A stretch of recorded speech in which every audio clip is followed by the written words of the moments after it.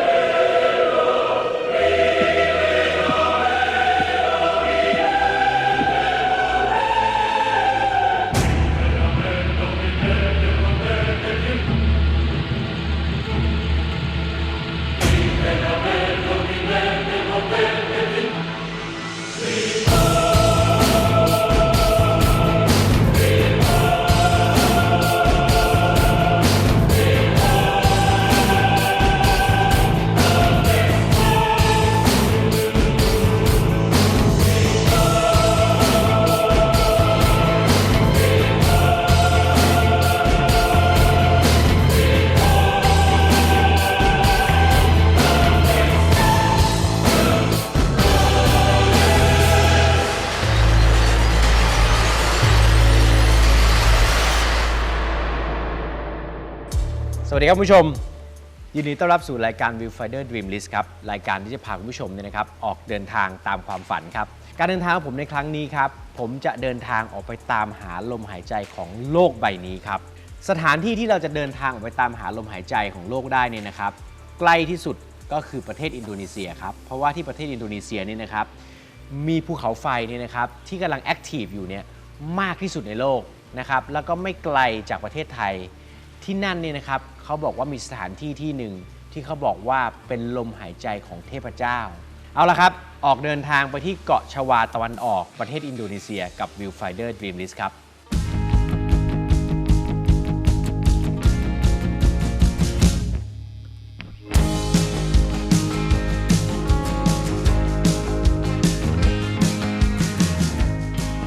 เอาละครับพร้อมที่จะออกเดินทางแล้วครับการเดินทางที่จะไปตามหาลมหายใจของโลกที่ประเทศอินโดนีเซียเนี่ยนะครับเส้นทางการเดินทางเนี่ยค่อนข้าง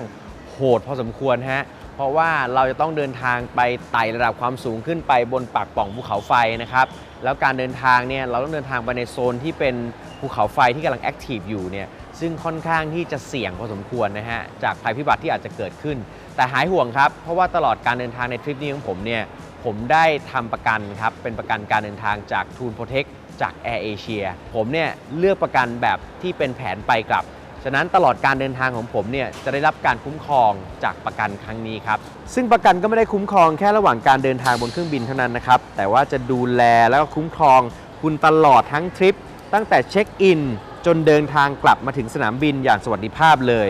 ไม่ว่าจะเหตุผลใดที่ไม่คาดฝันนะครับอาจจะเจ็บป่วยระหว่างทริปก็ยังได้รับความคุ้มครองหรือถ้าหากเจอหัวขโมยเนี่ยมาลักขโมยกระเป๋าของเราไปเนี่ยก็ยังได้รับการคุ้มครองอีกเช่นกันแถมยังมี call center คอยให้บริการและให้คำปรึกษาเราตลอด 24 ชั่วโมงอีกด้วยครับสุดยอดมากๆผมทำให้กับเพื่อนร่วมทริปผมทุกคนเลยออกเดินทางกันดีกว่าครับ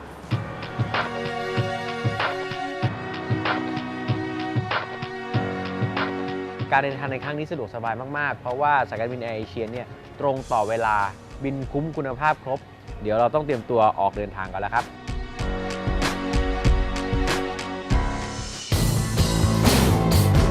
การเดินทางตามหาลมหายใจของโลกในครั้งนี้นะครับเราใช้บริการของสายการบินไทยแอร์เอเชียโดยออกจากสนามบินดอนเมืองมุ่งหน้าสู่กรุงกัวลาลัมเปอร์ประเทศมาเลเซียครับและต่อเครื่องเข้าไปที่เมืองสุราบายาประเทศอินโดนีเซียใช้เวลาทั้งหมดราวๆ 5 ชั่วโมงครับแล้วก็ต้องเดินทางต่อด้วยสายการบินภายในประเทศอีก1 ชั่วโมงเพื่อมาลงที่เมืองบานยูวานงีบนเกาะชวาตะวันออกซึ่งเป็นจุดหมายแรกที่เราจะมาสัมผัสความยิ่งใหญ่ของภูเขาไฟคาวาอิเจียนกันก่อนครับ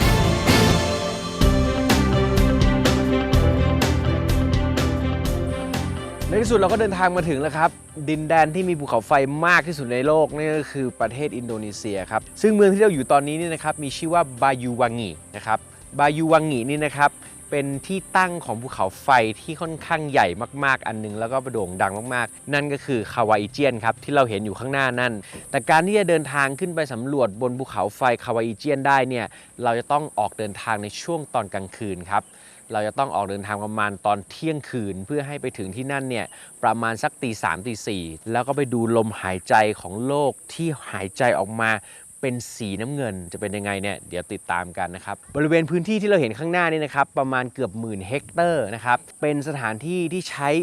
ปลูกกาแฟชวาซึ่งเป็นกาแฟที่โด่งดังมากๆผมเชื่อว่าคุณผู้ชมทุกคนเคยกิน Starbucks นะครับ Starbucks ก็ใช้เมล็ดพันธุ์กาแฟจากกาแฟชวาเนี่ยไปผสมออกมาเป็นสูตรกาแฟของเขาบอกว่ามีโรงงานในการผลิตเมล็ดกาแฟเนี่ยนะฮะสามารถผลิตกาแฟได้ถึงวันละเกือบ300 ตันและนอกจากเรื่องของกาแฟแล้วเนี่ยแถวนี้เนี่ยเขายังมีแหล่งท่องเที่ยวซึ่งเป็นแหล่งท่องเที่ยวประเภทน้ำตกแล้วก็น้ำพุร้อนเดี๋ยวเราจะไปสำรวจกันครับที่น้ำตกบราวันช่วงกลางวันแบบนี้นักเดินทางส่วนใหญ่ก็มักจะไปสัมผัสกับแหล่งท่องเที่ยวทางธรรมชาติต่างๆที่ตั้งอยู่รอบๆบริเวณคาวาอิเจียนซึ่งหนึ่งสถานที่ยอดนิยมนั่นก็คือน้ำตกที่มีชื่อว่าบราวานที่ซ่อนตัวอยู่ในป่าบนเกาะชวาตะวันออกแห่งนี้จะสวยงามแค่ไหนตามคุณภูริไปสัมผัสกันได้เลยครับที่บริเวณน้ำตกบราวันนี้นะครับผมชอบตรงที่ว่าเวลาเดินเข้ามาเนี่ยเราจะได้สัมผัสป่าดิบชื้นแบบสุดๆไปเลยสังเกตได้นะฮะจะมีต้นไม้ที่เป็นแบบคล้ายๆต้นเฟิร์นมีความชุ่มชื้นมีไอของความชื้นให้เราได้สูดเต็มปอดตลอดเวลาเดินลงมาจากทางด้านบนนิดนึงเนี่ยเราจะเห็นตรงนี้เนี่ยเจ๋งมากๆเป็นน้ำออกมาจากต้นไทรและที่สำคัญเนี่ยเป็นน้ำร้อนครับเพราะว่าเราอยู่ในดินแดนที่มีใกล้ๆกับภูเขาไฟเนี่ยแล้วก็มีทานน้ำมาเนี่ยมันจะมีรอยแตกครับแล้วรอยแตกเหล่านี้น้ำจะลงไปข้างล่างโดนความร้อนแล้วก็ดันขึ้นมาเป็นน้ำพุร้อนแต่อันนี้เจ๋งตรงที่ว่าผุดออกมากลางต้นไทรเลยนี่ทีเด็ดแล้วเขาก็ต่อท่อไว้ครับแต่น้ำที่ไหลออกมาที่เป็นน้ำร้อนเนี่ยนะครับน่าจะมีแร่ธาตุกรรมะถันอยู่นี่เราจะเห็นเลยว่ามันเป็นสีออกเหลืองๆส้มๆแบบนี้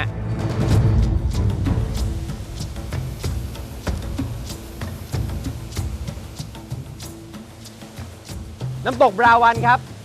ถึงแล้วเป็นหน้าผา2 ด้านแล้วเรามองไปเนี่ยมันจะเป็นเหมือนภาพวาดครับแล้วก็มีน้ำตกเนี่ยไหลลงมาเขาบอกว่าน้ำตกอันนี้เกิดจากลำธาร2 สายมารวมกันแล้วก็หล่นลงไปข้างล่างเราไม่สามารถลงไปเล่นน้ำได้นะครับได้แต่มาเพียงแค่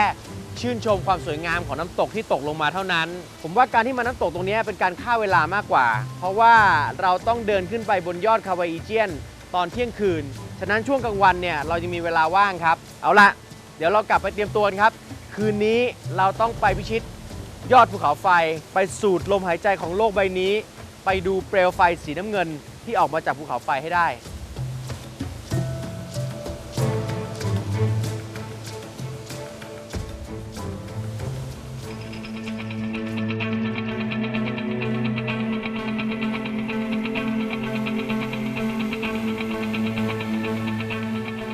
ตรงนี้เป็นจุดที่เขาจะมาหยุดเพื่อ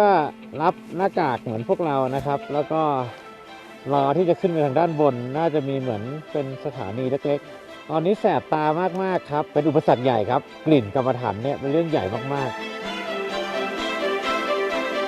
ๆสนับสนุนโดยรุ่นใหม่ Isuzu V-Cross 4x4 นวัตกรรมเปลี่ยนโลก Sport Off-Road เลือกรับความคุ้มครองตลอดทริปด้วยการประกันภัยการเดินทาง Tool Protect จาก Air Asia ทุกครั้งสายการบิน Air Asia บินคุ้มคุณภาพครบ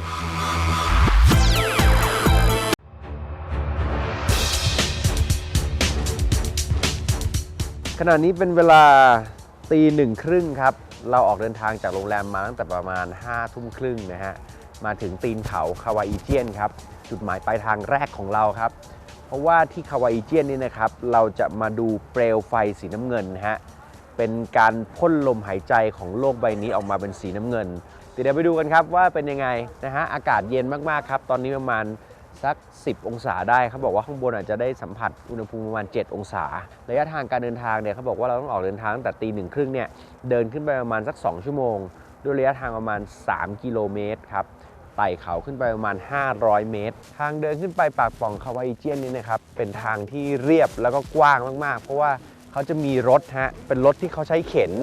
ขนกรรมฐานขึ้นไปฉะนั้นทางของเขาเนี่ยจะต้องค่อนข้างเรียบประเทศอินโดนีเซียนี่นะครับเป็นประเทศที่มีภูเขาไฟเนี่ยมากที่สุดในโลกครับโดยมีภูเขาไฟที่สงบนะครับภูเขาไฟที่สงบนี่ไม่ได้แปลว่าดับสนิทนะครับแปลว่ารอที่จะปะทุนะฮะอยู่ประมาณ 70-80 ลูกโดยเรานี่นะครับมาที่เกาะชวาซึ่งเกาะชวาเนี่ยมีภูเขาไฟที่สงบเนี่ย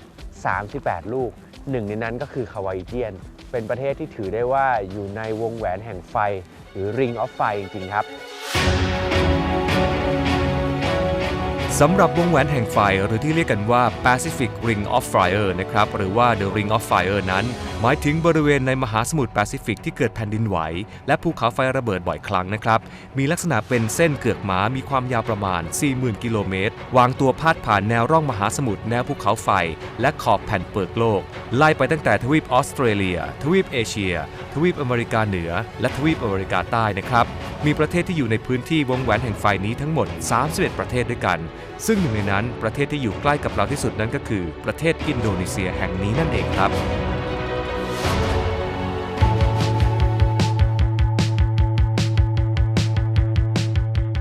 ที่ฮาวายเจียนนี่นะครับสำหรับคนที่เดินทางแล้วไม่อยากจะเดินขึ้นไปนี่นะครับเขาก็มีบริการพิเศษนะฮะซึ่งเป็นบริการแบบว่า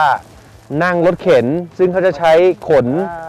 ซัลเฟอร์ตอนลงมาขาไปเขาก็ขนนักท่องเที่ยวขึ้นไปฮะเป็นบริการใหม่นะครับใช่ไหมครับพี่แอร์คำรณครับถูกต้องครับเป็นยังไงฮะทริปนี้สบายไหมฮะนั่งสบายมากครับบ่อใหญ่ดีเลยเว้ยโอ้ดีเว้ยดีเว้ย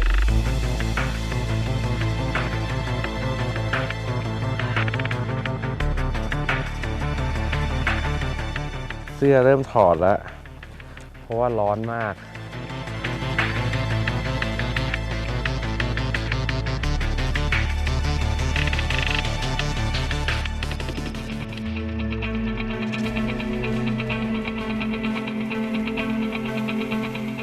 ตรงนี้เป็นจุดที่เขาจะมาหยุดเพื่อรับหน้ากากเหมือนพวกเรานะครับแล้วก็รอที่จะขึ้นไปทางด้านบนน่าจะมีเหมือนเป็นสถานีเล็กๆตอนนี้แสบตามากๆครับแล้วก็การหายใจเนี่ยดีขึ้นเพราะใส่หน้ากากแล้วเราไม่ได้กลิ่นกรรมฐานเลยแต่ว่าตาเนี่ยแสบตาอาจจะเริ่มแดงแล้วโอ้โหเป็นอุปสรรคใหญ่ครับการเดินไม่ใช่เรื่องใหญ่แต่ว่าเรื่องของกลิ่นกรรมฐานเนี่ยเป็นเรื่องใหญ่มากๆรีบขึ้นไปให้ถึงปากปล่องครับเมื่อเราเริ่มเดินเข้าใกล้บริเวณปากปล่องของฮาวายเจียนมากเท่าไหร่กลิ่นของกรรมฐานที่ลอยมาในอากาศก็เริ่มส่งกลิ่นรุนแรงมากขึ้นนะครับหน้ากากกันแก๊สพิษถือเป็นอุปกรณ์สำคัญมากๆนะครับเพื่อไม่ให้ร่างกายของเรานั้นสูดดมแก๊สพิษเหล่านี้มากเกินไปจนเป็นอันตรายต่อร่างกายได้ครับตอนนี้ประมาณ 2,200 เมตรครับเหลืออีก100 กว่าเมตรที่เราต้องเดินขึ้นไปให้ถึงปากปล่อง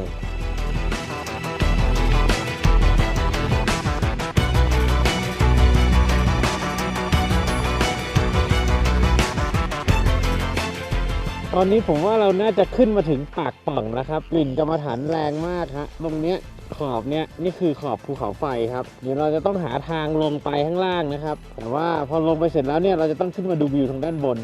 นะฮะเราจะเห็นควันกรรมฐานที่ขึ้นมาจากทางด้านล่างเนี่ยค่อนข้างเยอะแล้วก็บลูไฟ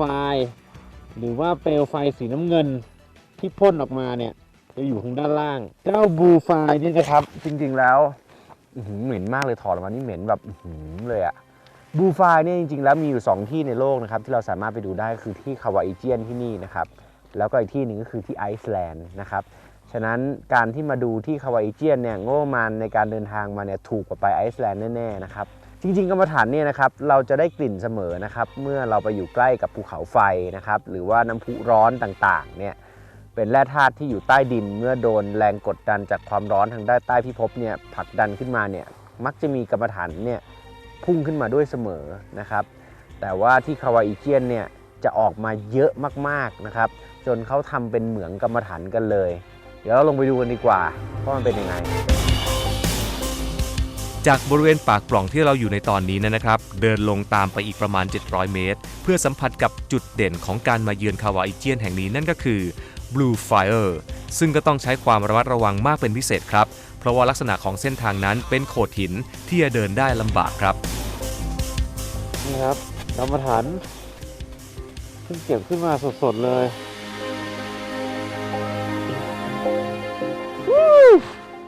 ถึงแล้วในที่สุดเราก็ลงมาถึงครับไหนสูดอากาศหน่อยตรงนี้กลิ่นกรรมฐานยังไม่แรงมากครับแต่ว่าตรงนู้นเนี่ยน่าจะแรงกว่านะครับจริงๆแล้วเนี่ยผมว่าทางเดินลงมาเนี่ยค่อนข้างโหดมากๆครับสิ่งที่สำคัญที่สุดคือคุณต้องเอาสติ๊กมาด้วยนะฮะเอาเทรคกิ้งโพลมาด้วยจะช่วยให้เราเดินลงได้ง่ายมากๆที่เห็นอยู่ข้างหน้าครับนี่คือควันของกรรมฐานที่พุ่งออกมานะครับพุ่งออกมา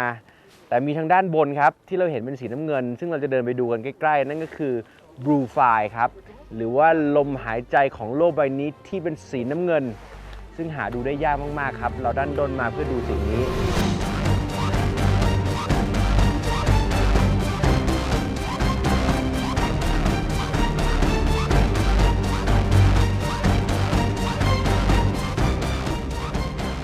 ใกล้มากๆครับที่เราเห็นข้างหน้านี่คือ Blue Fire ฮะอยู่ตรงนี้เนี่ยเราได้รับถึงความร้อนที่ออกมาเลยอ่ะมีความร้อนออกมาแต่สิ่งที่แย่มากๆคือกลิ่นครับกลิ่นกรรมฐานแรงมากแล้วถ้าช่วงไหนที่ควันเข้ามาใกล้ตาเราเนี่ยเราจะแสบตาเลยต้องคอยระวังให้ดีครับแต่นี่คือสิ่งที่หาดูได้ยากมากๆครับเปลวไฟสีน้ำเงินที่พุ่งขึ้นมาเหลือเวลาอีกประมาณแค่ครึ่งชั่วโมงเท่านั้นพระอาทิตย์ก็จะขึ้นพอพระอาทิตย์เริ่มขึ้นเนี่ยเราก็จะมองไม่เห็นเปลวไฟเหล่านี้แล้วจะต้องมาในช่วงตอนกลางคืนเท่านั้นครับสุดยอดจริงสุดยอดมากๆถือว่าเป็นหนึ่งในนิมิตของผมสำเร็จ Blue Fire ที่คุณผู้ชมเห็นอยู่นั้นนะครับเกิดมาจากแก๊สซัลเฟอร์ออกมาจากรอยแตกของภูเขาไฟที่มีความดันสูงครับแล้วก็มีอุณหภูมิมากกว่า600องศาเซลเซียสและเมื่อแก๊สซัลเฟอร์ออกมาเจอกับออกซิเจนมันจะกลายเป็นเปลวไฟสีน้ำเงินออกมาอย่างที่เห็นในภาพที่คุณผู้ชมได้ชมกันอยู่นี่แหละครับ ตรงนี้ใกล้มากๆครับเราใกล้กับบลูไฟมากๆเลยนี่น่าจะเป็นบลูไฟที่พุ่งออกมาฮะจากใต้พื้นที่พบนะครับเป็นแรงดันที่ดันแก๊สกรรมฐานออกมานะฮะเป็นแก๊สพิษนะฮะเปิดหน้ากากมานี่แย่มากต้องใส่ไม่ไหว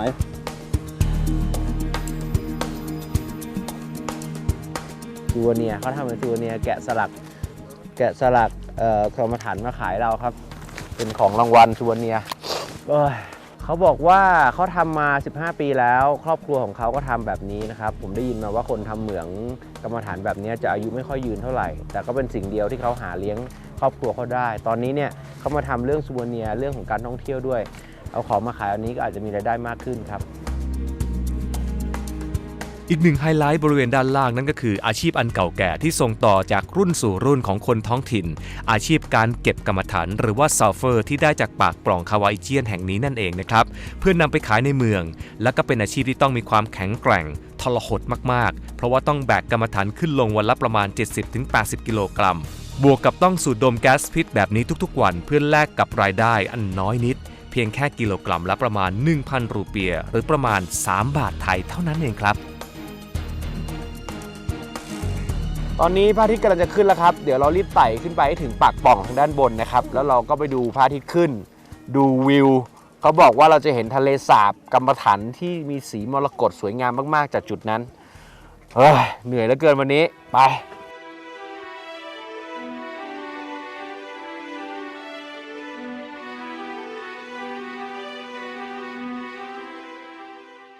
สนับสนุนโดย Barbecue Plaza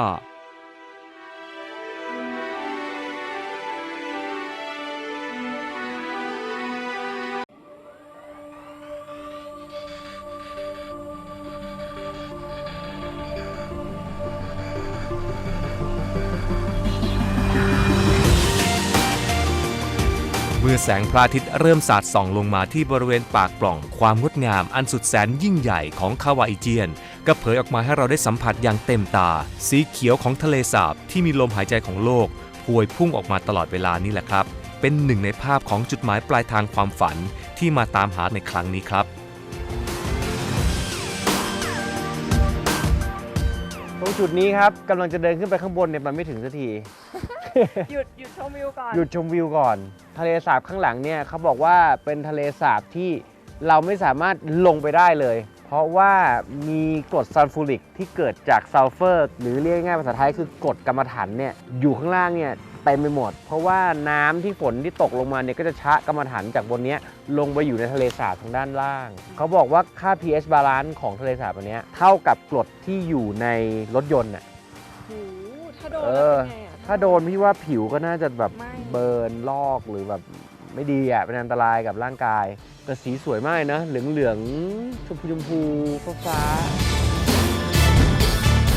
สำหรับภูเขาไฟคาวาอิเจียนนั้นนะครับมีความสูงประมาณ 2,600 เมตรบนพื้นที่ยอดเขามีหลุมเป็นแอ่งขนาดใหญ่กว้าง200 เมตรครับเรียกว่าทะเลสาบกรดกรรมฐาน Lake of Sulfuric Acid สีเขียวสดมากๆนะครับภูเขาไฟแห่งนี้ครับเป็นภูเขาไฟที่ยังไม่สงบยังมีการคุกรุ่นและก็ปล่อยก๊าซอยู่ในปล่องภูเขาไฟอยู่เงียบๆหรือว่ารอปะทุครั้งใหญ่อันนี้ไม่ทราบได้ครับเรื่องแบบนี้ธรรมชาติเท่านั้นครับที่รู้การที่เราได้เดินทางมาสัมผัสความงดงามกับตาตัวเองแบบนี้ก็ถือว่าเป็นช่วงเวลาที่คุ้มค่ามากที่สุดแล้วครับ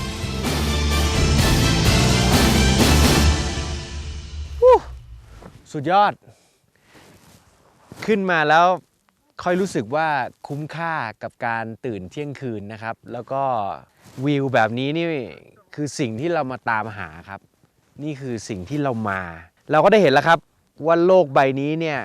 เขายังมีชีวิตอยู่ครับลมหายใจของเขาเนี่ยรุนแรงเหลือเกินฮะกลิ่นแรงมากๆแล้วก็พ่นบลูไฟออกมาให้เราได้เห็นชัดๆครับฮาวายเจียนนี่นะครับเป็นภูเขาไฟที่ยังแอคทีฟอยู่แต่ว่าไม่ได้แอคทีฟตลอดเวลานะครับเขาเรียกภูเขาไฟประเภทนี้ว่าภูเขาไฟที่สงบอยู่นะครับแต่ว่าพร้อมที่จะปะทุเมื่อไหร่ก็ได้นะครับ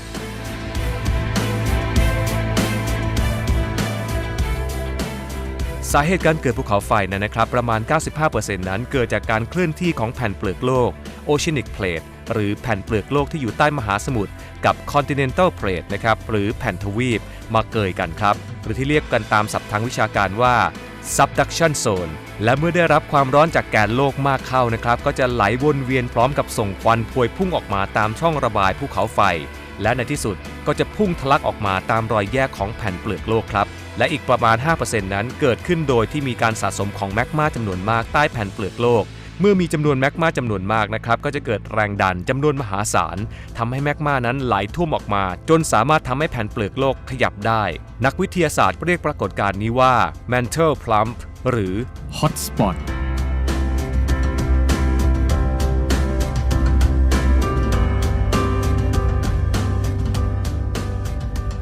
นอกจากด้านนี้เนี่ยที่เห็นเป็นปล่องภูเขาไฟแล้วมีทะเลสาบอยู่ข้างล่างเนี่ยด้านนี้จริงๆก็สวยครับถ้าเรามองเห็นก็จะเป็นเหมือนปากปล่องภูเขาไฟเหมือนกันลูกใหญ่กว่านะฮะทางด้านบนนะครับแต่ว่ามีต้นไม้ขึ้นแล้วเป็นต้นไม้ที่แปลกๆเหมือนพวกเฟิร์นพวกไม้คลุมดินนะฮะเป็นต้นไม้ที่มีลักษณะแปลกๆนะครับต้นไม้พวกนี้อาจจะอยู่ไม่ยืนเพราะว่าภูเขาไฟที่เนี่ยมันยังแอคทีฟอยู่นะฮะถึงเขาจะสงบอยู่ก็ตามวันดีคืนดี30 ปี 40 ปี 50 ปีเขาจะปะทุขึ้นมาต้นไม้พวกนี้ก็ต้องหายไปหมดนะครับก็เราก็จะไม่เห็นต้นไม้ต้นใหญ่ๆก็จะมีแต่ต้นที่ต้นเล็กๆนะฮะเป็นพืชคลุมดินสวยงามอ่ะผมว่ามาเที่ยวที่เนี่ยคุ้มนะเอาละครับเดี๋ยวเราต้องออกเดินทางกันต่อครับเพราะว่าการเดินทางของเราในครั้งนี้นี่ยังไม่จบเราจะต้องไปสูดลมหายใจของพระเจ้าที่ภูเขาไฟโบรโมกันก่อนจากเมืองที่เราอยู่เนี่ยเดินทางประมาณ6 ชั่วโมงครับติดตามกันได้ในสัปดาห์หน้าผมยังคงอยู่ที่ประเทศอินโดนีเซียครับต้องขอบคุณนะครับรถยนต์อิซูซุครับที่อยู่กับเรามาตลอดทั้งปีสายการบินแอร์เอเชียสำหรับวันนี้วิวไฟเดอร์ลาไปก่อนครับกลับมาพบกันใหม่สัปดาห์หน้าสวัสดีครับ